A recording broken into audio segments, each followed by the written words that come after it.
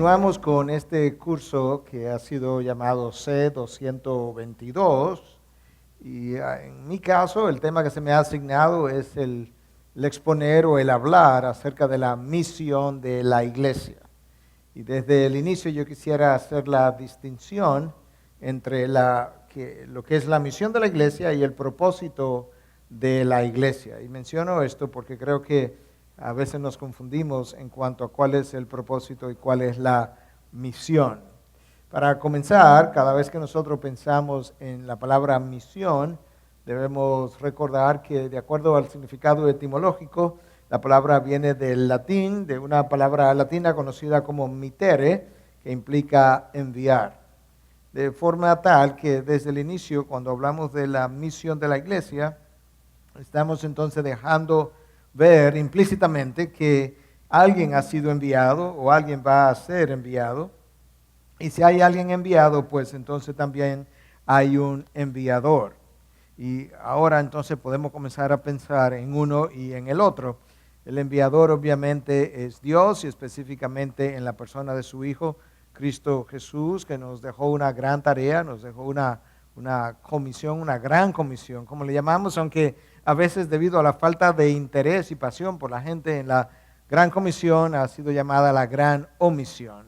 Entonces hay un enviado, hay un enviador y hay una tarea que ejecutar. Si tú piensas por un momento en personas que han ido a un país o el ejército, la Fuerza Armada ha enviado a alguien a una misión, siempre van con la intención de llegar a un lugar y ejecutar una tarea específica y luego regresarse a su lugar de origen. Bueno, de esa misma manera podemos pensar que la gran comisión que Cristo nos dejó tiene su enviador Jesucristo, los enviados que somos nosotros, y tiene también una tarea que ejecutar.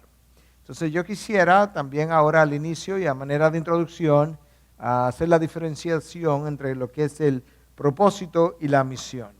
Entonces, cuando pensamos en propósito, también viene de una palabra latina compuesta, pero no voy a entrar en su etimología, pero en esencia, la manera como nosotros entendemos propósito hoy en día es el objetivo que se pretende conseguir. Eso es lo que el propósito es. El propósito de tu carrera profesional es X cosa, un objetivo que tú pretendes conseguir. Pero luego, ese objetivo que tú pretendes conseguir, que llamamos propósito, tiene una manera de cómo hacerlo y entonces a eso llamamos misión. Entonces la misión de la iglesia y el propósito de la iglesia están íntimamente relacionados, pero no son necesariamente o no son definitivamente la misma cosa. Yo creo que tan pronto nosotros comenzamos a revisar la palabra de Dios, nos percatamos de que Dios ha hecho todo lo que ha hecho para su gloria. Desde el Antiguo Testamento nosotros comenzamos a oír acerca de esto. Dios creó el universo para la gloria de su nombre. El Salmo 19 en sus inicios dice que el universo o los cielos proclaman la gloria de Dios, reflejan la grandeza, la sabiduría, la majestad, el poder de nuestro Dios. Eso es lo que los cielos hacen, lo que el universo hace. Pero de esa misma manera el profeta Isaías en 43:7 nos dice que nosotros fuimos creados para la alabanza de su gloria. Y habla de que de todo aquel, traedme a todo aquel que ha sido creado, a quien yo he llamado para mi gloria, dice el Señor. Y de esa misma manera, entonces nosotros no podemos concebir la iglesia que no sea también con el propósito de la gloria de Dios. Una vez más, no estamos hablando todavía de la misión de la iglesia, estamos hablando del propósito de la iglesia. Mi clase a impartir es sobre la misión, pero esta es la parte introductoria. Yo quisiera mencionarte un solo capítulo de un solo libro del Nuevo Testamento, donde claramente se puede ver que el propósito de la iglesia, el propósito de la elección de aquellos que han sido redimidos por la sangre del Cordero, es la gloria de Dios. Yo estoy refiriéndome a la carta de Pablo a los Efesios en el capítulo 1, y yo voy a estar leyendo algunos versículos simplemente. Escucha como al final del versículo 4 y luego siguiendo con el 5 y 6, la palabra de Dios dice lo siguiente: en amor nos predestinó para adopción como hijos, para sí mediante Jesucristo, conforme al beneplácito de su voluntad, para la alabanza de la gloria de su gracia que gratuitamente ha impartido sobre nosotros en el amado. Dios nos escogió, nos predestinó en la eternidad pasada con el propósito, con el propósito intencional, o con la intención de que la gracia por medio de la cual Él nos eligió sea glorificada. Y claramente, para la alabanza de la gloria de su gracia, dice el versículo 6. Si nosotros seguimos leyendo, entonces al final del versículo 10 comenzamos a leer e incluimos entonces el 11 y el 12. En Él también hemos obtenido herencia, habiendo sido predestinados según el propósito, de eso es de lo que estamos hablando ahora, el propósito de aquel que obra todas las cosas conforme al consejo de su voluntad, a fin de que nosotros que fuimos los primeros en esperar en Cristo, seamos para la alabanza de su gloria. Otra vez, aquí trae el apóstol Pablo a colación la misma idea. Nosotros hemos sido llamados y hemos obtenido herencia de las cosas que Cristo nos ha de entregar, y eso ha sido hecho de esa manera para la alabanza de su gloria. Y finalmente, en los versículos 13 y 14, todavía en Efesios 1, en Él también vosotros, después de escuchar el mensaje de la verdad, el evangelio de vuestra salvación, y habiendo creído, fuisteis sellados en Él con el Espíritu Santo de la promesa, que nos es dado como garantía de nuestra herencia, con miras a la redención de la posesión adquirida de Dios para alabanza de su gloria. Nosotros hemos escuchado el evangelio, hemos nacido de nuevo y luego fuimos sellados por el Espíritu de Dios, dice el texto, como una garantía de nuestra herencia. ¿Para qué cosa? Aquí está el final. Para la alabanza de su gloria. Una y otra vez Dios nos deja ver entonces que los elegidos del Señor que constituyen la iglesia, a Dios los llamó para que ellos entonces pudieran reflejar la gloria de su gracia cuando el tiempo llegara. Ahora, ese es el propósito de la iglesia. La pregunta es, ¿cómo vamos a llevar a cabo o llenar el propósito? Porque esa es la misión. La misión es aquello que a ti se te encomienda, la tarea que se te encomienda para que vaya y hagas algo que debe resultar quizás en un caso, por ejemplo, la liberación de alguien que esté siendo retenido en un lugar, en un país extranjero, y se envía un equipo y el propósito es liberarlo. Pero luego ellos tienen un plan que ejecutar y esa es la misión que ellos tienen por delante. Entonces ahora nosotros queremos hablar en el resto del tiempo que nos queda de la misión de la iglesia. Y cuando uno pregunta a diferentes personas cuál es la misión de la iglesia, algunos responderían simplemente evangelizar. Y en cierta manera hay cierto elemento de verdad ahí, pero también hay algo como que se queda corto en esa definición de misión. Para otros, la misión de la iglesia es evangelizar más justicia social. En otras palabras, la iglesia tiene el rol, de acuerdo a estos otros, de procurar que se haga justicia, de cierta manera de cambiar la nación. Y de eso vamos a hablar ya hacia el final de lo que es esta clase. Para algunos, la misión de la iglesia es redimir la cultura, como que la iglesia tiene la obligación, si queremos, de predicar el evangelio y actuar de una manera que garantice o que resulte en lo que es la redención de la cultura. Pero cuando Cristo presentó su plan futuro, ya a punto de partir, a punto de ascender a los cielos, Él nos dejó claramente establecido, o dejó su misión claramente establecida, y Él nos dijo que debíamos ir y hacer discípulos. Ahora, eso, ir y hacer discípulos, que es un verbo en imperativo, y de hecho es el único verbo en imperativo que está ahí en ese texto de la Gran Comisión, que vamos a leer más adelante, que aparece en Mateo 28, el centro, el meollo de ese texto es id y hacer discípulos. Los otros verbos que aparecen ahí, que pudieran lucir como imperativos, realmente adquieren su fuerza imperial, se dice, o sea, adquieren una fuerza imperativa, pero subordinados al verbo id y hacer discípulos. Esa es la clave, esa es la misión de la iglesia. Nosotros ahora tendríamos que preguntarnos cómo hacemos eso, cómo hacemos discípulos, qué es lo que implica, todo lo que implica el poder ir y hacer discípulos de otras naciones. Mira cómo Cristo definió en Mateo 28, del 16 al 20, lo que es la misión de la iglesia, que nosotros hemos llegado denominar la Gran Comisión. Y lo voy a leer. Pero los 11 discípulos se fueron a Galilea, eso es lo que Jesús le había dicho que hicieran, al monte que Jesús les había señalado. Ahí está. Cuando le vieron, le adoraron, mas algunos dudaron.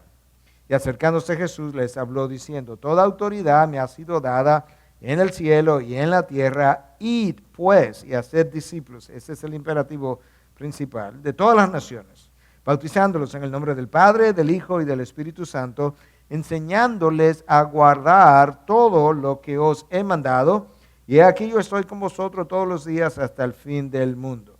Entonces esa es la primera indicación de los labios de Jesús de que habría de que hay una tarea de alcanzar a las naciones y de hacer discípulos en las naciones, y que debiéramos continuar haciendo eso hasta llegar hasta los confines de la tierra, y que Él nos daba garantías precisamente de su presencia a lo largo del camino. Ahora, eso no fue lo único que Jesús reveló con relación a la Gran Comisión o a este ir por el mundo. Hay varias cosas más que nosotros necesitamos enfatizar y subrayar. Pero la primera que quisiera hacer, inmediatamente después de haber leído a Mateo 28, a los versículos 16 al 20, es ese texto tan conocido que aparece en el libro de los Hechos. Porque el libro de los Hechos conecta perfectamente bien con los evangelios. El libro de los Hechos es como una continuación de la parte final de cada evangelio, y en especial es una continuación del evangelio de Lucas, que también escribió el libro de los Hechos.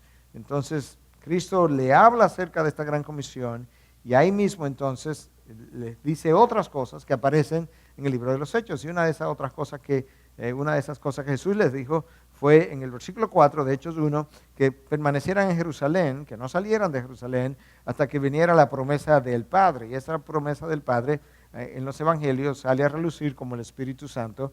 Y luego entonces en Hechos 1:8, esto es lo que Cristo dice: pero recibiréis poder cuando el Espíritu Santo venga sobre vosotros, y me seréis testigos en Jerusalén, en toda Judea y Samaria y hasta los confines de la tierra. Esta es la manera de glorificar a Dios, llevando a cabo esta misión, porque cuando nosotros llevemos a cabo esta misión, nosotros cuando hayamos terminado, habremos contribuido a colocar personas, por así decirlo, alrededor del trono de la gracia, porque allí va a haber gente de toda lengua, tribu, pueblo, nación, que va a estar adorando al Cordero, pero que fue alcanzada a través de la predicación del Evangelio por medio de gente que fue enviada por Cristo Jesús a través de su Espíritu a predicar las buenas nuevas de salvación. Y entonces esa es la misión que comienza aquí, encontrando a personas en condiciones de rebeldía hasta llevarlos a ser adoradores que finalmente van a terminar en el trono de Dios. Gente que estaba en vergüenza llegará hasta la gloria de Dios. Pero para que eso ocurriera, Cristo, que estaba en su gloria, tuvo que dejar dicha gloria y venir a una condición de vergüenza. Entonces, la Gran Comisión es la manera de nosotros glorificar a Dios para que llevemos a cabo su propósito. Entonces, ahí está la misión. Cuando uno lee a Mateo 28, el 16 al 20, y tú lo pones al lado de Hechos 1:8, nosotros rápidamente tenemos la idea de que esta gran comisión pudiéramos dividirla de esta forma. Hay una tarea que realizar, y esta tarea que realizar Cristo la llamó la mies. La mies es mucha, los obreros son pocos, y vamos a hablar un poco más de eso más adelante. Entonces esa es la tarea. Pero no solamente hay una tarea, hay una meta que realizar. ¿Y cuál es la meta? Hasta los confines de la tierra. Tenemos que llegar hasta ahí y evangelizar. Entonces hay una tarea, hay una meta, hay un combustible, algo que tiene que mantener a los enviados yendo y mantenerlos allí una vez han llegado y proveerles lo que necesitan y darles las capacidades necesarias. Y ese combustible es el Espíritu de Dios, el Espíritu Santo. No salgáis de Jerusalén hasta que hayáis recibido poder. ¿Por qué? Porque tu vehículo, por así decirlo, no tiene combustible todavía. El combustible es el Espíritu de Dios. Hay un instrumento para llevar a cabo la tarea y es el Evangelio de Cristo Jesús.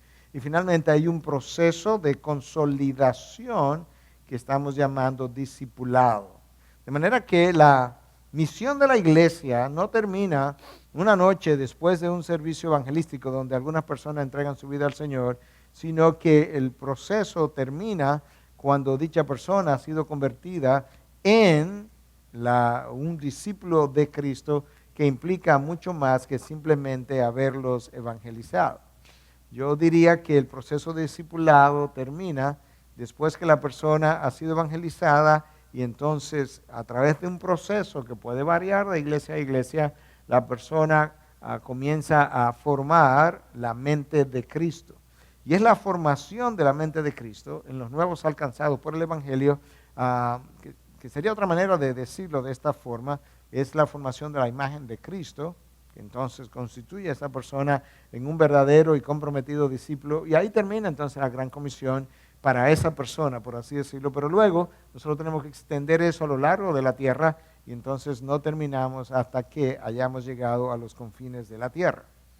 Yo defino la palabra, la acción de discipular, quizás de una manera diferente a como mucha gente lo define, pero yo lo visualizo de esta forma: que el discipulado es cualquier cosa que tú hagas de manera intencional, y entonces subraya la palabra intencional, para contribuir a la formación de la mente de Cristo o la imagen de Cristo en otro. Yo creo que eso es un concepto importante, porque nos deja ver que no hay un solo método de discipulado. Cuando te sientas con un nuevo convertido y comienzas a enseñarle las nuevas doctrinas del Evangelio, tú estás discipulando.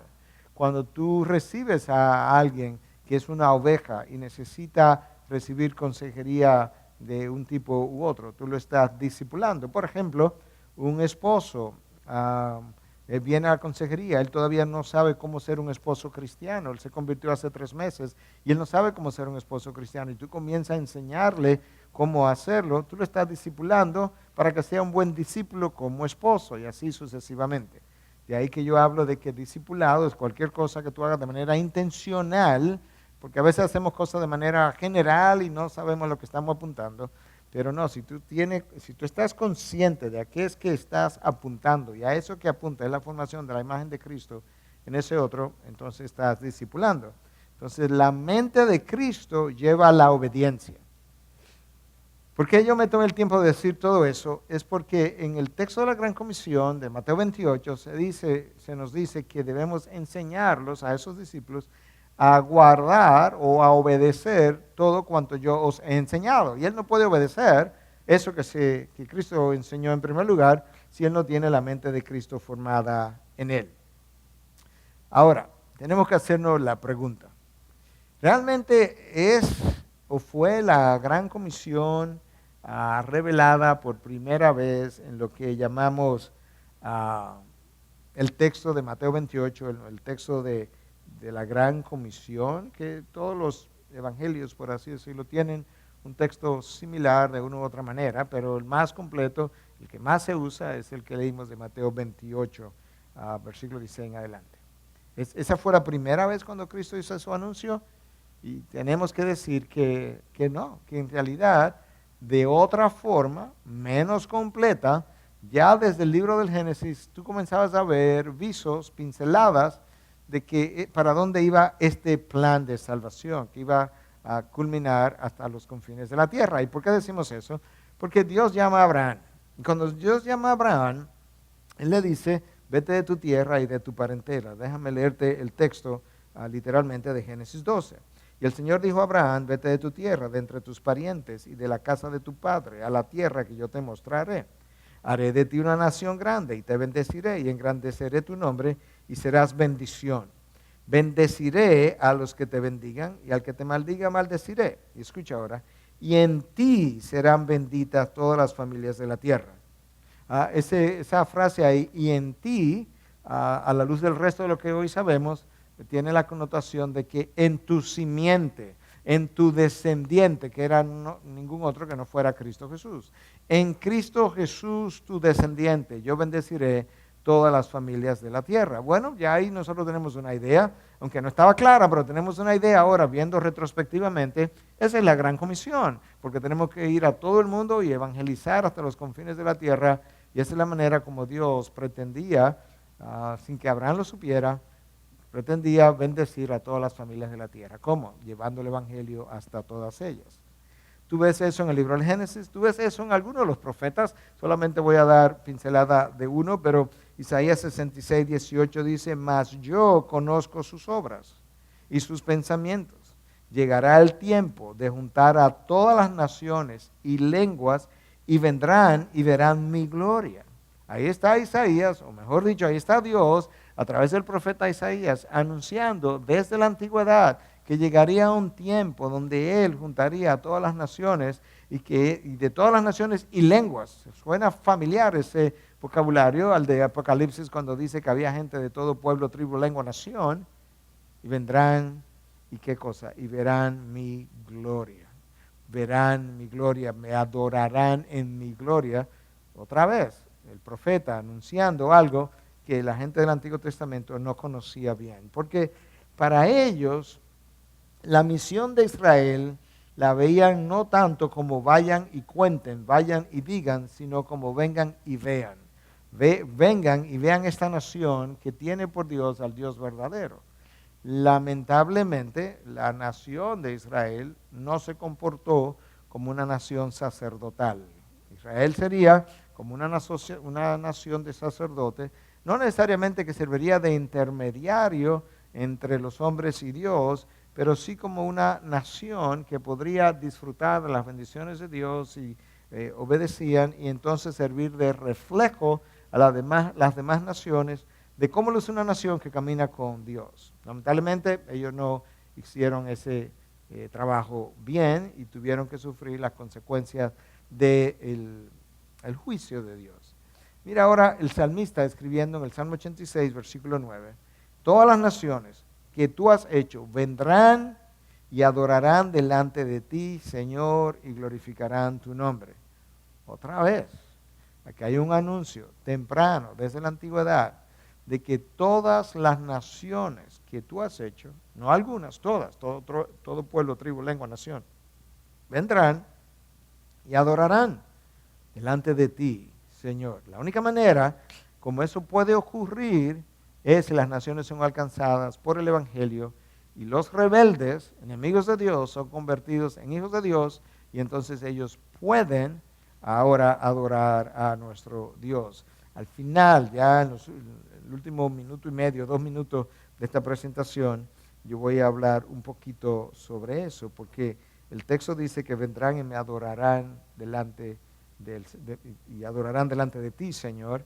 Bueno, la gran comisión existe porque hay gente hoy que no está adorando. Y esa gente tiene que ser llevada de rebeldes a adoradores, pero voy a mencionar eso hacia el final. Entonces ahora vimos la gran comisión en el libro del Génesis, la vimos en el libro de Isaías, la vimos en el libro de los Salmos, diferentes palabras y de manera incompleta, pero ahí estaba el anuncio. Y lo vemos ahora en el libro de los Hechos, en 1:8 que ya leímos, pero recibiréis poder cuando el Espíritu Santo venga sobre vosotros, y me seréis testigos en Jerusalén, en toda Judea y Samaria y hasta los confines de la tierra. Una de las diferenciaciones entre este texto de la Gran Comisión y el texto clásico de ir y hacer discípulos es que nos dice, por un lado, lo que yo requiero, necesito llenura del Espíritu para poder ir, y por otro lado, porque incluso me da un cierto orden de cómo ellos se suponía que debían llevar a cabo esta misión, en términos del orden cronológico. Primero se alcanza a Jerusalén, luego alcanza a Samaria, Judea, y luego a Samaria, la parte local, y luego entonces hasta los confines de la tierra, de manera que tú sigues expandiendo y sigues expandiendo y sigues expandiendo hasta alcanzar los confines de la tierra. Es posible que 1/3 o la mitad de la población del mundo al día de hoy no haya escuchado todavía de Jesucristo como Señor y Salvador. Simplemente piensa en toda esa región de China, de la India. Ahí hay 2 billones de habitantes, más de 2 billones de habitantes entre dos países, China e India, los países árabes o musulmanes. Ahí hay una gran cantidad de población también que todavía no ha alcanzado o no ha sido alcanzada por el Evangelio. De manera que esa es la pregunta que estamos respondiendo ahora. Si esa fue la primera vez en Mateo 28 que había sido dada la gran comisión o habían visos, habían vestigios pinceladas de que ya esto vendría, y de eso acabamos de hablar. Ahora, en términos de como nosotros la conocemos hoy, de evangelizar y llegar hasta los confines de la tierra, no hay duda que Cristo dio la gran comisión justo antes de ascender a los cielos. Esas fueron sus órdenes de marchar hacia adelante. Hasta ese momento, la misión que Israel o la actitud que Israel había adoptado era más bien ven y ve. Entonces ahora nosotros necesitamos ver en la palabra de Dios, y específicamente en los evangelios, de parte de Jesús, cómo Él comenzó a introducir la idea de que habría una gran comisión antes de llegar al final del Evangelio de Mateo. En un momento dado, Cristo comienza a hablarle a los discípulos, en Mateo 10 específicamente, de la misión de ir y extender este anuncio de buenas nuevas. El capítulo 10 de Mateo habla de cuando Jesús envió a estos 70, a que envió a hacer la misión y los envió de dos en dos. Bueno, ahora en ese contexto, Jesús dice lo siguiente: no vayáis por el camino de los gentiles y no entréis en ninguna ciudad de los samaritanos, sino id más bien a las ovejas perdidas de la casa de Israel. Tú puedes ver ahí que Jesús, en el momento en que Él está aquí en la tierra, todavía Él no había inaugurado formalmente la gran comisión, porque Él está diciendo a los discípulos: cuando vayáis a dar testimonio, a predicar las buenas nuevas, no quiero que entre en ningún otro lugar, en ninguna otra ciudad, en ninguna ciudad de los samaritanos, sino más bien ir a las ovejas perdidas de la casa de Israel.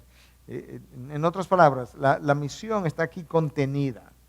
Hay algo que se va a extender, hay algo que ha comenzado, pero no aún ellos tenían la revelación de lo que hoy nosotros conocemos como la misión de la iglesia.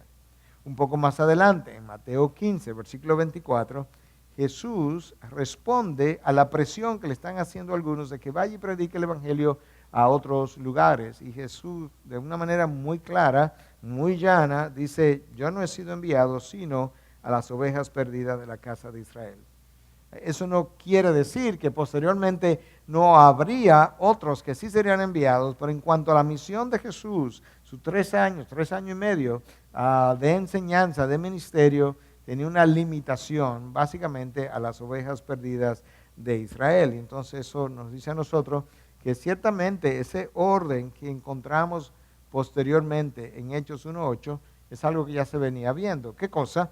Que primero va a alcanzar a Jerusalén, luego a toda Judea, luego Samaria y luego hasta los confines de la tierra. En ese tiempo inicial, Jerusalén era el foco de acción de nuestro Señor Jesús. Y entonces, primera pregunta que acabamos de contestar es: ¿cuándo fue la gran comisión dada? No cuándo comenzó a ser revelada, no cuándo tuvimos visos de algo que vendría en el futuro, sino cuándo fue entregada, justo antes de la ascensión de Cristo a los cielos, como ya hemos venido hablando y en las palabras que nosotros también estuvimos viendo. Segunda pregunta: ¿quién envía y quiénes fueron los enviados? Bueno, yo creo que es claro que Cristo es quien envía. Toda autoridad me ha sido dada, por tanto, id. Cristo es el enviador. ¿Y quiénes son los enviados? Bueno, en ese momento, sus discípulos, sus primeros discípulos. Por tanto, ir y hacer discípulos de todas las naciones. Pero es claro que si nos está enviando hasta llegar a los confines de la tierra, la misión no pudo haber sido dada solamente a los primeros discípulos, porque ellos no podían llegar hasta los confines de la tierra, sino que la misión sería entregada o estaba siendo entregada a ellos primeramente, y ellos tenían que pasar la misión a las generaciones futuras para que ellos también continuaran extendiéndose hasta llevar a cabo la tarea por completa. Y entonces ahora tú tienes Cristo el enviador, número 1, los enviados somos nosotros, pero hay un enviador terrenal, porque Cristo es el enviador divino. Hay un enviador terrenal a través de quien Cristo hace este envío. Y ese enviador terrenal es la iglesia. Tú encuentras, por ejemplo, en el capítulo 13 del libro de los Hechos, tú encuentras a Pablo y a Bernabé en la iglesia de Antioquía, y mientras ellos oraban e impusieron las manos a Pablo y a Bernabé, el Espíritu de Dios habló y le dice, sepárame a Pablo y a Bernabé para no dice las misiones, pero en esencia para mis propósitos, y ciertamente ese fue el comienzo del primer viaje misionero. Pero ellos estaban en el contexto de la iglesia de Antioquía, la iglesia de Antioquía los envió, y a la iglesia de Antioquía ellos regresaron y rindieron cuentas.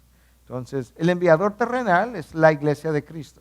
El enviador divino es Cristo mismo. Y los enviados, pues, somos nosotros. Escucha cómo Pablo le escribe a los romanos, tratando de concientizarlos acerca de la necesidad que ellos tenían de constituirse en una iglesia enviadora. Escucha lo que dice el capítulo 10 de Romanos, versículo 13 al 15. Porque todo aquel que invoque el nombre del Señor será salvo. Ese es el requisito. Tú necesitas invocar a Cristo como Señor para ser salvo. Pero Pablo pregunta, ¿cómo pues invocarán a aquel en quien no han creído? O sea, ¿cómo alguien que vive a miles de kilómetros de distancia de donde nosotros vivimos, donde nunca ha penetrado el Evangelio, cómo va a ser salvo si él no puede invocar a Cristo porque él no le conoce? Y Pablo pregunta entonces, ¿y cómo creerán en aquel de quien no han oído? Si nadie está escuchando, nadie va a poder llegar a conocer a ese Salvador. ¿Y cómo oirán? Es la tercera pregunta, sin haber quien les predique. Obviamente, nadie podrá oír. Entonces, cuarta pregunta, ¿y cómo predicarán si no son enviados? Ahí es donde Pablo quería llegar. Él pregunta, él dice, aquí está lo que requieren, tienen que invocar al Señor Jesús. Muy bien, pero ¿cómo lo van a invocar si no han creído en Él? ¿Ok? ¿Y cómo van a creer en Él si no escuchan, si no hay quien le predique? Pero ¿cómo van a ir a predicar si no hay quien los envíe? Y entonces, ¿a quién van? ¿Quién los va a enviar? Perdón, la iglesia. Entonces esa fue la última pregunta. ¿Cómo predicarán si no son enviados? Tal como está escrito, cuán hermosos son los pies de los que anuncian el evangelio del bien. Entonces ahí está nuestra segunda pregunta que contestamos. ¿Quién envía y quiénes son los enviados? Tercera pregunta. A la hora de nosotros ir, ¿cuáles son nuestras garantías? Y en el texto de la Gran Comisión de Mateo 28, Cristo nos dejó dos garantías. Número 1, toda autoridad me ha sido dada en el cielo y en la tierra. Garantía número 1, no hay nada que escape a mi autoridad. Por tanto, tú puedes ir en confianza, porque no hay fenómenos naturales que escapen a mi control. No hay muerte que escape a mi control. No hay enfermedad que escape a mi control. No hay actividad demoníaca que escape a mi control. Toda autoridad me ha sido dada en los cielos y en la tierra. Yo tengo autoridad absoluta, arriba y abajo. Tú puedes ir porque no está a expensas del azar. Tú estás a expensas, si pudiéramos decir, de la autoridad de tu Señor, y tu Señor, Cristo, está por ti y no contra ti. Entonces, garantía número 1 es la autoridad que ha sido delegada en Cristo, y luego la autoridad que ese Cristo delegó en nosotros, obviamente con limitación, pero Cristo nos ha delegado una autoridad también. Y la segunda garantía aparece en el mismo texto, cuando Él dice, yo estaré con vosotros todos los días hasta el fin del mundo. Tu próxima garantía es la presencia de Cristo. Tú puedes ir, puedes contar que no estarás solo, puedes contar con que yo estaré contigo hasta el último día de tu vida, hasta que tengas que o entrar en gloria o regresar a casa, yo estaré ahí. Las dos garantías, la autoridad de Cristo y la presencia de Cristo. Ahora, cuarta pregunta. Estamos siendo enviados, ya tenemos eso identificado también, el enviador. ¿Qué hacemos al ir a la misión? ¿Qué es lo que se supone que yo deba hacer? Bueno, ya hemos contestado esto de manera indirecta, pero la idea es que tengo que hacer discípulos. Y dijimos que un discípulo no es simplemente alguien que ha abrazado el Evangelio, aun si lo ha hecho genuinamente, sino que es alguien que ahora ha sido entrenado de tal manera que él pueda obedecer las cosas que Cristo ya enseñó, porque eso es lo que el texto dice, y bautizarlos en el nombre del Padre, del Hijo y del Espíritu Santo, y enseñarle a obedecer todo o a guardar todo lo que os he mandado. Ese es el versículo 20 de Mateo 28. Eso requiere entonces la evangelización, el bautismo y luego el discipulado. Evangelización, bautismo y discipulado. El bautismo, que es uno de los sacramentos de la iglesia, o una de las ordenanzas de la iglesia, son dos que la iglesia tiene hoy en día, la comunión y el bautismo.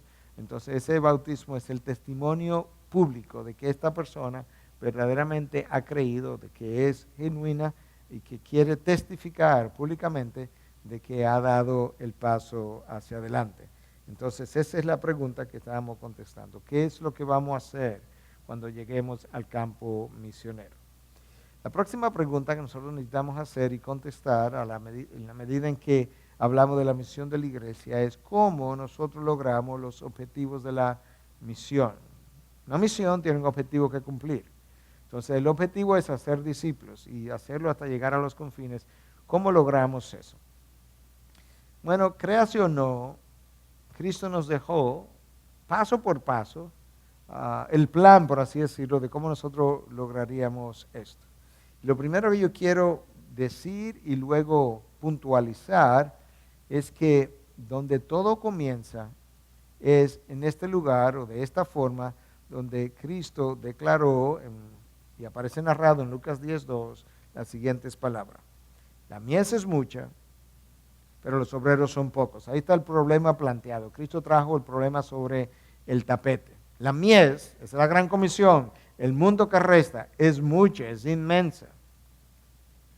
Hay otro problema, y es que necesitamos obreros, pero los obreros son pocos. La solución terrenal son los obreros, pero los obreros son pocos.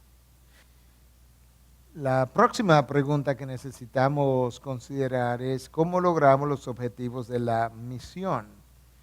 ¿Cómo nosotros podemos no solamente comenzar, sino garantizar la continuación hasta haber completado la tarea? Bueno, Cristo nos dejó dicho, nos dejó ver claramente dónde todo comienza. En Lucas 10, versículo 2, tenemos lo siguiente: la mies es mucha, pero los obreros pocos. Rogad, por tanto, al Señor de la mies que envíe obreros a su mies. Ahí está el problema planteado en el tapete. La mies es gigantesca, la solución terrenal son los obreros, pero los obreros son muy pocos. Cristo ahora le da la solución, pero Cristo no habla de levantar fondos que quizás uno esperaría, porque esto va a costar. Cristo tampoco habla de preparación académica, aunque yo creo en la preparación académica. Tampoco habla de hacer mercadología para dar a conocer el proyecto, sino que él dice, por tanto, rogar al Señor de la mies para que él envíe obreros a su mies. La traducción que estoy usando, la Biblia de las Américas, traduce como rogar. Es una palabra que habla de sentido de urgencia. Tiene que ser algo ferviente, con fervor. De hecho, la palabra en inglés dice orad fervientemente en una de las traducciones consultadas, frecuentemente, con intensidad, recurrentemente. Cristo entendía que sin oración uno no puede ni siquiera comenzar la gran comisión, porque no hay manera de conseguir suficientes obreros que vayan al campo. Nosotros muchos hemos oído los números. Algunos hablan de que hay 50,000 personas que mueren todos los días sin haber oído de Cristo y que van al infierno, y eso es verdad, y tenemos que conocer las estadísticas porque ellas aumentan nuestra responsabilidad. Pero las estadísticas nunca han enviado a nadie al campo misionero. Dios es quien envía, y de ahí la necesidad de orar. Entonces, requisito número 1, para lograr los objetivos tenemos que orar. Requisito número 2 para lograr dichos objetivos es que yo tengo que confiar en el Espíritu Santo.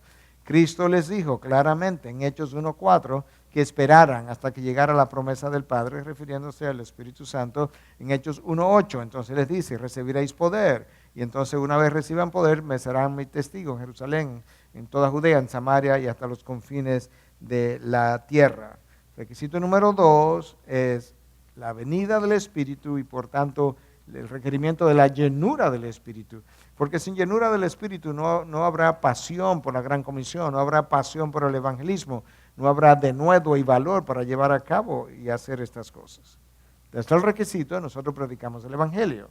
un solo ejemplo de múltiples. Aparece en el capítulo 2 del libro de los Hechos. Pedro predicando el Evangelio, trayéndolo desde el Antiguo Testamento hasta el Nuevo, hasta el Cristo que vosotros habéis crucificado. Como Pedro le dice, ahí Pedro predica el Evangelio y el texto dice que ese día 3,000 personas nacieron de nuevo.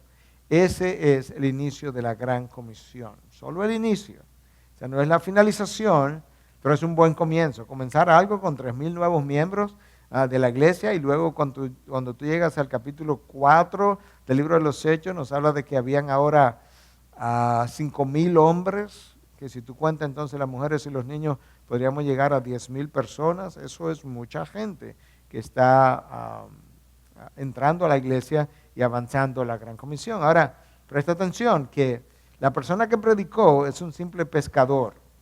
Eso era lo que él sabía hacer, pescar.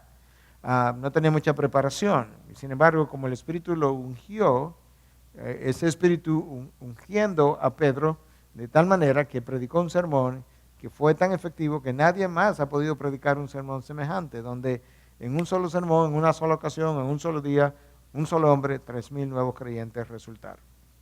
Yo lo que quiero hacer ahora es demostrar brevemente, simplemente leyendo los pasajes con comentarios muy breves, de cómo ese avivamiento que comienza el día de Pentecostés se extiende por los próximos 30 años de la vida de la iglesia, que es lo que el libro de los Hechos cubre. Y voy a leer algunos pasajes donde tú puedas ver algunas cosas importantes y puedas ver las 6 fases de expansión de este primer avivamiento. En Hechos 6:7 dice, y la palabra de Dios crecía, y el número de los discípulos se multiplicaba en gran manera en Jerusalén, y muchos de los sacerdotes obedecían a la fe. Ahí hay 2 observaciones que yo quiero hacer. Número 1, Lucas dejó de contar gente. 3,000 personas, 5,000 hombres, ya él no puede contar porque son tantos que ¿qué es lo que hace? Él comienza a contar cómo la palabra de Dios crecía. La palabra de Dios crecía. Y el número de discípulos era muchos, ya no podía contar. Pero aquí hay algo que es importante que llama la atención. Dice que muchos de los sacerdotes obedecían a la fe. Sacerdotes judíos que tenían cientos de años creyendo las cosas que habían creído, abandonaron cientos de años de enseñanza, de tradición, de prácticas religiosas y abrazaron la fe. Eso es importante. Si tú sigues leyendo ahora, llega a Hechos 9:31. Entre tanto, la iglesia gozaba de paz por toda Judea, Galilea y Samaria y era edificada. Y andando en el temor del Señor y en la fortaleza del Espíritu Santo, seguía creciendo. ¿Cómo seguía creciendo? Andando en la fortaleza del Espíritu Santo. El Espíritu Santo es clave en lo que es la realización de esta gran comisión. Tú sigues avanzando, Hechos 12:24. Pero la palabra del Señor crecía y se multiplicaba. No más discípulos siendo contados. La palabra del Señor crecía. Te leí del capítulo 6, del capítulo 9, del capítulo 12, para que tú puedas ver la gran comisión avanzando y cómo está avanzando por medio de la predicación de la palabra, que es la que está creciendo, y está avanzando por medio de qué cosa, de la unción del Espíritu de Dios. Ahora avanzamos al capítulo 16 de Hechos, 16:5. Así que las iglesias eran confirmadas en la fe y diariamente crecían en número. Diariamente. Aquí había gente que todos los días hacía profesión de fe y las iglesias crecían y crecían en número. Esto es algo que aún bajo la oposición de las autoridades judías no lo podían detener. De hecho, las autoridades judías estaban airadas y en un momento dado pusieron a Pedro y a Juan en la cárcel. Leemos eso en el capítulo 5 del libro de los Hechos y en la noche un ángel se aparece y le abre la puerta y ellos salen. Al día siguiente, a las primeras horas, están en el templo otra vez, predicando la misma cosa y las autoridades vienen y les dicen, no, les dimos órdenes estrictas de no predicar en este nombre y ustedes están aquí otra vez haciendo la misma cosa. Y habéis llenado Jerusalén de vuestras enseñanzas. Esta gente no podía ser detenida y Pedro le dice, voy a usar un poquito la imaginación, quizá Pedro estaba pensando, bueno, quisiéramos obedecerte porque la palabra de Dios nos manda a obedecer a las autoridades, pero hay un pequeño problemita y es que no podemos dejar de ver, no podemos dejar de hablar de lo que hemos visto y oído. Quizás nosotros tenemos más dificultad en llevar a cabo la misión de la iglesia, la gran comisión, porque hay mucha gente que no ha visto suficiente ni ha oído suficiente. no ha oído suficiente del Evangelio de Cristo, ni ha visto suficiente del carácter de Dios desplegado desde los púlpitos. Y eso es algo que nosotros necesitamos corregir. Tú sigues avanzando, llega a Hechos 19:20 y dice que así crecía poderosamente y prevalecía la palabra del Señor. Crecía poderosamente y prevalecía la palabra del Señor. Cuando la palabra habla, en este caso, de crecer y de crecer poderosamente y que prevalecía, ¿qué pensamos? Bueno, yo pienso que lo que el texto está diciendo es que la palabra crecía porque crecía el número de regiones a donde la palabra había penetrado, el número de regiones geográficas. Y la palabra prevalecía poderosamente porque no podían detenerla, la oposición no podía con ella. Y la palabra también crecía en influencia. Tú puedes ver en la descripción del libro de los Hechos que en un momento dado tú tienes a sacerdotes que abrazaron la fe. Eso es en 6:7. Más adelante tú encuentras que hay un procónsul que abrazó la fe. Más adelante te encuentras una mujer de negocio, Lidia, que abrazó la fe. Más adelante te encuentras que habían unos griegos de alta posición en la sociedad que abrazaron la fe. Más adelante te encuentras en la ciudad de Éfeso que gente que había abrazado la hechicería, la brujería por muchos años también abrazaron la fe. De manera que la Gran Comisión está creciendo por medio de la predicación de la palabra, esa es la misión de la iglesia, y está formando discípulos, pero está también siendo empoderada por el Espíritu de Dios que está detrás de todo esto. Y número 6, y finalmente, en Hechos 28, 30 al 31, y Pablo se quedó por 2 años enteros en la habitación que alquilaba y recibía a todos los que iban a verlo, predicando el reino de Dios y enseñando todo lo concerniente al Señor Jesucristo con toda libertad, sin estorbo. Eso es lo único que puede describir esto es un avivamiento. Que Pablo esté en Roma, en una cárcel domiciliar, en algo privado, sin estorbo, predicando la palabra a todo el que venía y le visitaba, es algo extraordinario. Entonces, ahí tú puedes ver la pregunta que estábamos tratando de contestar, que era justamente cómo logramos llevar a cabo la misión. Tú predicas la palabra, tú confías en el Espíritu y el Espíritu guía la obra. Próxima pregunta. ¿Cuál es la relación entonces entre el Espíritu Santo y la Gran Comisión? Acabamos de hablar de eso, ¿verdad? Entonces yo quiero decir y enfatizar que la Gran Comisión depende totalmente del Espíritu de Dios, completamente. Si tú remueves la palabra Espíritu del libro de los Hechos, tú no tienes un libro, no hay libro de los Hechos, porque el libro de los Hechos es los hechos del Espíritu Santo a través de los apóstoles. Voy a leer 2 versículos para que puedas ver la importancia que tiene el Espíritu Santo en llevar a cabo la misión de la iglesia. En Hechos 4:31, después que oraron, el lugar donde estaban reunidos tembló y todos fueron llenos del Espíritu Santo y hablaban la palabra de Dios con valor. En el 31, me voy a devolver en un momento, versículo 33, con gran poder los apóstoles daban testimonio de la resurrección del Señor Jesús y abundante gracia había sobre todos ellos. Ok, entonces me voy a devolver. Nota cómo el Espíritu de Dios que inspiró cada palabra que aparece en la Biblia, nota cómo dice, después que oraron. Eso no está ahí por accidente. Todo comienza con oración.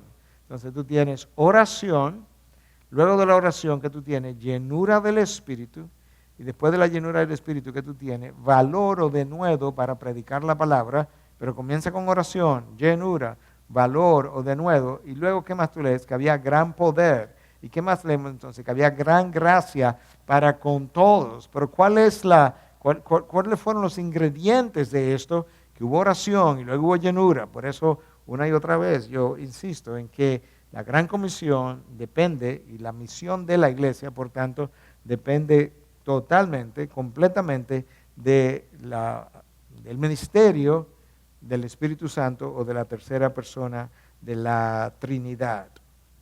Déjame leerte brevemente un texto de este autor, John Harvey, en su libro Anointed with the Spirit and Power, o Ungido con el Espíritu y Poder. Y él dice lo siguiente: el Espíritu Santo fue el recurso de los apóstoles cuando la iglesia enfrentó su primera oposición. La primera dificultad de la iglesia primitiva aparece en el capítulo 6 del libro de los Hechos, cuando las viudas de los judíos helenitas estaban quejándose de que ellas no estaban siendo atendidas, también como los judíos ¿verdad? De Palestina, o como las viudas de los judíos de Palestina. Y entonces, ¿cuál fue la solución? Que se escogieran 7 hombres, y de esos hombres, ¿qué se dijo? Que fueran llenos del Espíritu. La solución de la iglesia a su primer conflicto es la llenura del Espíritu. Dice la cita, la fuente, el Espíritu Santo fue la fuente del primer avivamiento de la iglesia. Lo vimos, el primer avivamiento, ¿cuándo comienza? Con la venida del Espíritu. Dice que el Espíritu Santo también es la solución del primer problema de la iglesia. Bueno, nosotros pudiéramos, yo pudiera cambiar quizá el orden de lo que acabo de decir y hablar de la primera oposición, que no fue el problema con las viudas. Vamos a pensar un poquito y vamos a devolvernos hacia atrás. La primera oposición aparece justamente en el capítulo 3, 4 del libro de los Hechos, cuando Pedro y Juan son puestos en cárcel y luego el Espíritu de Dios o el ángel lo libera y ellos regresan y vuelven a predicar, y el texto de 4:31 que leímos dice que ellos estaban llenos del Espíritu, oraron, hubo llenura del Espíritu y hubo, ¿qué cosa? Valor, coraje, denuedo para predicar. Eso fue como fruto de la llenura. Entonces el Espíritu Santo fue el recurso para enfrentar la primera oposición, que es esa. Fue la fuente del primer avivamiento de la iglesia, la solución al primer problema de la iglesia. Y ahora sí regresamos a Hechos 6 y presentamos como el primer problema de la iglesia el conflicto con las viudas, del cual ya hablamos, y que estaba tratando de organizarlo de una mejor manera ahora. También fue la fortaleza del primer mártir de la iglesia. ¿Y quién fue? Esteban, un hombre lleno del Espíritu, de acuerdo al texto de la palabra. Y el enviador del primer equipo misionero de la iglesia. ¿Y quién fue el primer equipo misionero de la iglesia? Pablo y Bernabé. ¿Y quién los envió? El texto nos dice en Hechos 13 que ellos oraron, ahí está la oración otra vez, y después de orar entonces el Espíritu dijo, separadme a Pablo y a Bernabé para esta misión. Él, el Espíritu Santo, continúa John Harvey diciendo, guió en la toma de decisiones corporativas, colocó a los líderes en posición de autoridad sobre las congregaciones locales. El Espíritu de Dios los dirigió a tomar decisiones difíciles, pero también cuando Pablo escribe a los ancianos de la iglesia de Éfeso, en el capítulo 20 del libro de los Hechos, les dice que vosotros sois, cuidad de vosotros y de la doctrina y de vosotros, en medio de la grey, ese es el texto, en medio de la grey, que el Espíritu, o sobre la grey, que el Espíritu lo has hecho obispo, perdón, por la traba ahí de palabras, que el Espíritu Santo os ha hecho obispos para pastorear la iglesia de Cristo Jesús, que fue comprada a precio de sangre. Entonces, por eso es que este autor está diciendo que el Espíritu Santo colocó a líderes en posición de autoridad sobre las congregaciones locales. Y esa es otra evidencia más del rol del Espíritu Santo en llevar a cabo la misión de la iglesia. Tenemos que contestar una pregunta simple que ya fue contestada en cierta manera. ¿A dónde vamos a ir? Hasta los confines de la tierra. ¿Por dónde comenzamos? Por Jerusalén. ¿Y dónde seguimos? Toda Judea, y luego toda Samaria, y luego los confines de la tierra. Ahora, ¿cuál es la importancia de la Gran Comisión? ¿Por qué es vital llevar a cabo la misión de la iglesia? Bueno, podemos decir esto de varias maneras. Vamos a comenzar de esta forma. La misión de la iglesia, o la Gran Comisión, es la manera de traer a las naciones al señorío de Cristo. Múltiples naciones, múltiples personas, múltiples familias, en completa rebelión en contra del señorío de Cristo. Entonces, la Gran Comisión o el proceso de evangelización es la manera, el instrumento de traer a toda esa gente al señorío de Cristo, tanto como sean llamados. La Gran Comisión es la manera de destruir los ídolos y dioses paganos que esclavizan a esas naciones. A.W. Tozer dijo que ninguna nación se puede levantar por encima del concepto que esa nación tenga de su Dios. De manera que si tú miras ahora una nación, en nuestro caso que vivimos en República Dominicana, una nación como Haití, que ha estado tanto tiempo adorando a través del vudú, mira todo el retraso de desarrollo que tiene, porque ninguna nación se puede levantar por encima de la concepción que ellos tienen del Dios que adoran. Y la manera de destruir esos ídolos para que las naciones puedan florecer es justamente vía la evangelización. La Gran Comisión es la forma de traer estas naciones a adorar a nuestro Dios. No están adorando a nuestro Dios, están alejadas, no están disfrutando las bendiciones que nuestro Dios puede otorgar. Es la forma de bajar todos los índices que el pecado causa. Nosotros vivimos en naciones como Latinoamérica, donde los índices de criminalidad de diferentes tipos son altos. Hay violencia, hay drogas, hay alcoholismo, hay niños abandonados, hay abortos, altos índices de todo eso. ¿Y cómo bajamos eso? Bueno, los procesos políticos no han mejorado esos índices, muchas veces lo han empeorado. Entonces, ¿cómo nosotros logramos bajar esos índices? Lo único que cambia al hombre, su forma de pensar, su forma de vivir, su forma de sentir, es el Evangelio de Cristo Jesús. Y finalmente, la Gran Comisión es la única forma de traer gozo a las naciones y de que ellas se alegren. De manera interesante, cuando la persecución arrancó en Jerusalén, y de la cual el libro de los Hechos nos habla en el capítulo 8, la gente que estaba en Jerusalén salió corriendo, y salió corriendo para Samaria.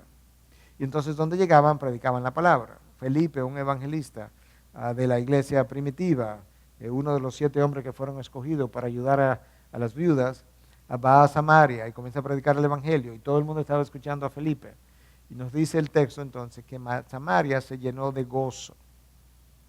Como dice un autor de nombre Derek Thomas en su comentario del libro de los Hechos, el sufrimiento de Jerusalén, el sufrimiento que la ciudad estaba teniendo, es la causa del gozo en Samaria. Porque es el sufrimiento de Jerusalén bajo persecución lo que hace que la gente salga corriendo para protección. Llegue a Samaria, comparta el evangelio y Samaria se llenó de gozo. Por eso yo decía que la Gran Comisión es la única manera de llenar a las ciudades de gozo. Entonces, hasta ahora vimos a Jerusalén, que estaba siendo llena de las enseñanzas de los apóstoles. Vimos a Samaria, que se estaba llenando de gozo. Y más adelante tú encuentras a Éfeso, donde Pablo llegó y creó problemas por medio de la predicación del evangelio. Y todo eso es parte de la Gran Comisión. La pregunta que tenemos que hacernos ahora hacia el final, porque está en la mente de mucha gente, quizás de alguna gente que me está escuchando, ¿es parte de la misión de la iglesia la justicia social? Yo quiero responder eso de manera cuidadosa para que no se malentienda. La misión de la iglesia es la Gran Comisión. Ahora, la justicia social debe ser el resultado, o por lo menos el impacto sobre esa justicia social, de miembros de la iglesia que van y viven responsablemente en su sociedad y tratan ellos, ¿verdad?, de propulsar y propugnar por un mejor orden social y una mejor justicia. Al mismo tiempo, la iglesia tiene la obligación, si tú quieres, de pronunciarse cuando los valores fundamentales de la fe cristiana están siendo violados. Un caso particular. Múltiples iglesias han hablado en contra del aborto. Eso es justicia social. La iglesia no se puede divorciar completamente de esos casos.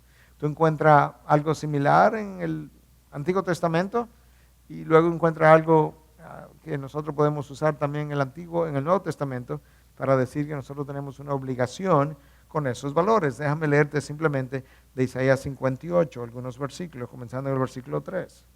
Dicen, ¿por qué hemos ayunado y tú no lo ves? ¿Por qué nos hemos humillado y tú no haces caso? O sea, nos están diciendo, Señor, que ayunamos, oramos y tú no nos haces caso, tú no nos ves. He aquí, en el día de vuestro ayuno buscáis vuestras conveniencias. Dios está respondiendo. Yo te voy a decir ahora. Y oprimís a todos vuestros trabajadores. Eso es justicia social o injusticia. He aquí, ayunáis para contiendas y riñas y para herir con un puño malvado. No ayunéis como hoy, para que se oiga en lo alto vuestra voz. ¿Es el ayuno que yo escogí para que un día se humille el hombre? ¿Es acaso para que incline su cabeza como un junco y para que se acueste en silicio y ceniza? ¿Llamaréis a esto ayuno y día acepto al Señor? ¿No es este el ayuno que yo escogí? ¿Cuál, Señor? Desatar la ligadura de la impiedad, soltar las coyundas del yugo, dejar ir libres a los oprimidos y romper todo yugo.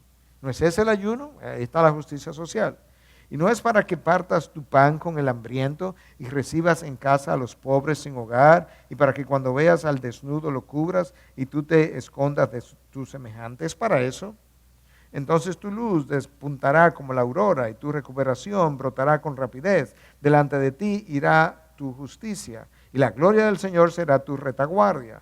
Entonces invocarás y el Señor responderá, clamarás y Él dirá, heme aquí. Si quitas de en medio de ti el yugo al amanecer con el dedo y el hablar iniquidad, y si te ofreces al hambriento y sacias el deseo del afligido, entonces surgirá tu luz en las tinieblas y tu oscuridad será como el mediodía. ¿Qué es lo que Cristo, mejor dicho, qué es lo que Dios revela en el Antiguo Testamento?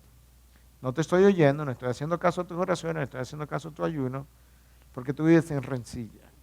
Porque tú vives oprimiendo al pobre, al hambriento. Porque no haces caso al pobre, no haces caso al que no tiene pan. Si lo haces, le haces caso, tú verás tu luz resplandecer en medio de la oscuridad. Yo te voy a escuchar otra vez. Tú vas a ser reavivado. Entonces, obviamente, la iglesia tiene un rol que jugar en pronunciarse en contra de la justicia, de las injusticias sociales, pero esa no es su misión.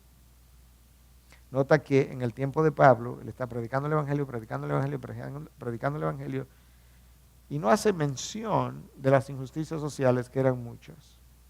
No porque no fuera parte de su responsabilidad como creyente, sino porque no lo consideraba probablemente como parte de la misión de la iglesia, para evitar que la iglesia se diluya de tal manera que ya no se sepa ni siquiera qué es lo que persigue. Pero cuando los cristianos, equipados en su iglesia, salen a vivir su vida cristiana responsablemente, ellos cambian su entorno. Escucha lo que Donald Carson dice en su comentario sobre el Sermón del Monte. La reforma de la prisión, el establecimiento del seguro social, la abolición de la esclavitud, la abolición del abuso laboral de los niños, la construcción de orfanatos y la reforma del Código Penal fueron cambios encabezados por los seguidores de Jesús.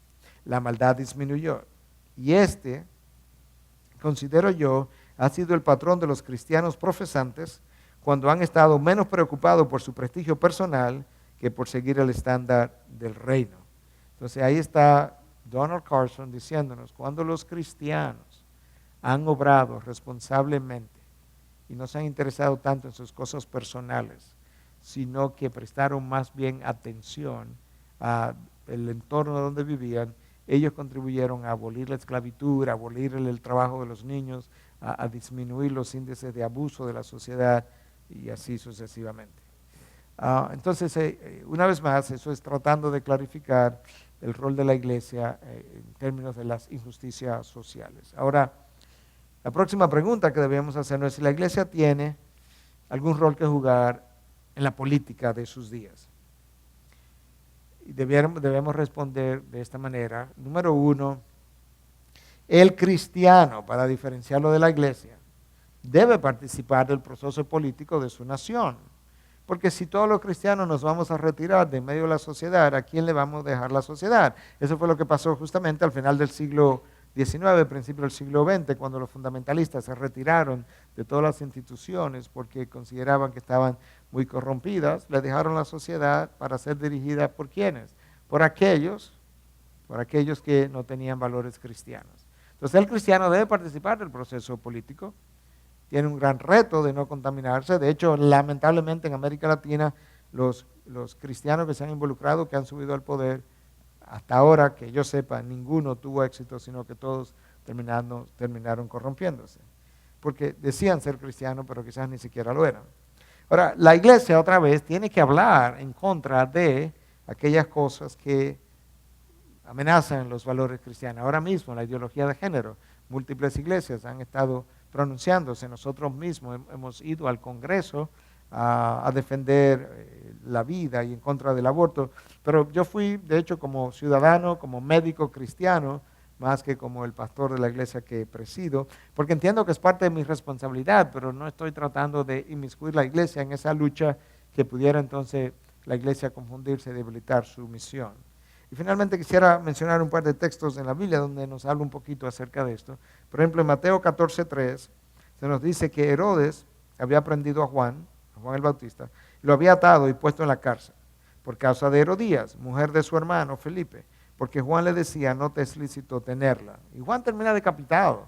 Juan pudo haber simplemente predicado el evangelio, predicado el mensaje de arrepentimiento y quedarse callado, pero él denunció a Herodes en su tiempo por estar teniendo o viviendo con la mujer de su hermano. Le llamó adúltero y terminó perdiendo la cabeza. Otro texto que nos ayuda a entender que nosotros sí tenemos como cristianos un rol que jugar en ser sal y luz, sal de la tierra, luz del mundo, es Jeremías 29:7, que dice, este es el pueblo que está yendo al exilio, que fue Babilonia en ese caso, y Dios le está diciendo al pueblo, cuando llegue allá, cuando llegue a Babilonia, esto debe tener pendiente. Buscar el bienestar de la ciudad a donde os he desterrado, eso era Babilonia, y rogar al Señor por ella, porque en su bienestar tendréis bienestar. Procura el bienestar de la ciudad, cristiano, hombre, mujer, profesional, que vives en la sociedad. Procura el bienestar de la ciudad, porque en su bienestar está el tuyo también. Entonces nosotros tenemos ese rol que jugar como cristianos. Entonces mi iglesia me prepara, me equipa con una cosmovisión que me ayuda a ejercer un rol de transformación en la sociedad donde vivo. Pero la misión de la iglesia sigue siendo la proclamación del evangelio y el llevar a cabo la gran comisión. Entonces ahora, como observaciones finales, quisiera mencionar un par de cosas. La gran comisión existe, dice John Piper en su libro Alegres en las Naciones, porque la adoración no existe. ¿Qué es lo que Piper está diciendo? Ya yo aludí a esto más tempranamente. No hay adoración en muchas de las naciones porque no conocen a Dios. La única manera de que ellos conozcan a Dios es vía la evangelización. La única manera de que ellos puedan llegar a ser adoradores de nuestro Dios es vía la evangelización. Y eso es lo que ocurre, que la gran comisión termina siendo la gran adoración. La gran comisión de llegar hasta los confines de la tierra termina frente al trono de la gracia como una gran adoración con gente de todo pueblo, tribu, lengua y nación adorado al Redentor. La gran comisión tiene que llevarse a cabo de una manera teocéntrica, de una manera diocéntrica. Lamentablemente mucha de la gente que ha participado en misiones ha sido muy antropocéntrica, el nombre es el centro. Entonces, en vez de predicar el evangelio para la gloria de Dios, la exaltación de nuestro Dios, vivimos diluyendo el evangelio porque quisiéramos que todo el mundo lo abrace y que todo el mundo pudiera entrar a la salvación, y resulta que mucha gente no recibe salvación. El evangelismo tiene que hacerse de igual manera de una forma cristocéntrica. Cristo no vino primordialmente a solucionar el problema de conflicto entre el esposo y la esposa, entre los padres y los hijos. No. El evangelio tiene que ser predicado a partir de la cruz. Cristo escribió el evangelio con su propia sangre en la cruz y resucitó al tercer día. El evangelio que la iglesia predica tiene que incluir la vida de Cristo, que obedeció completamente la ley de Dios y alcanzó los méritos necesarios para nosotros, la muerte de Cristo, por medio de la cual Él perdona nuestros pecados, y la resurrección de Cristo, por medio de la cual Él garantiza nuestras promesas. La labor termina cuando alcancemos las naciones. Tan claramente como esto está dicho en la palabra de Dios en Mateo 24:14. Y estas buenas nuevas del reino se predicarán a todo el mundo, y entonces vendrá el fin. Claramente. Ahí es que termina. ¿Cuándo? Cuando estas buenas nuevas hayan sido predicadas a toda nación. Para impulsar la gran comisión en el momento presente, nosotros necesitamos un avivamiento. ¿Por qué yo quiero decir eso? Porque hay como una apatía en las iglesias, en los hermanos, donde no hay entusiasmo por la gran comisión, no hay entusiasmo por el evangelismo, no hay entusiasmo por ir. Y lo único que puede sacar al hombre de esa apatía es un avivamiento de parte de Dios. Y recordar finalmente que el instrumento de la gran comisión sigue siendo el evangelismo. Muchas veces personal, uno a uno, y muchas veces entonces a través de actividades de la iglesia. Pero múltiples estudios han demostrado que más personas han llegado a conocer a Cristo a través de un familiar, de una mamá, de un papá, de un hermano, de cualquier otro familiar, que a través de pastores y desde los púlpitos a través de la predicación. Menciono eso para enfatizar que la gran comisión no es simplemente ser misionero cuando me voy afuera a regiones lejanas, sino cuando yo me veo como un misionero en la sociedad en la que vivo y comparto también el evangelio de Cristo Jesús. Con eso yo creo que hemos cubierto con bastante claridad lo que es la misión de la iglesia los requisitos para llevarla a cabo, el combustible, y como mencionamos al principio, recuerda, hay una tarea que es la mies, o la gran comisión, que es mucha, hay una meta que son los confines de la tierra, hay un combustible que es el Espíritu Santo, hay un instrumento que es el Evangelio y hay un proceso de consolidación que es el discipulado. Gracias por la oportunidad de haber compartido con aquellos que están viendo, que estarán escuchando en un futuro acerca de esta clase. Que Dios le permita ser buenos misioneros donde están o aún más allá en regiones lejanas, o buenos pastores, o buenos evangelistas, a gente que vive lo que predica. Bendiciones.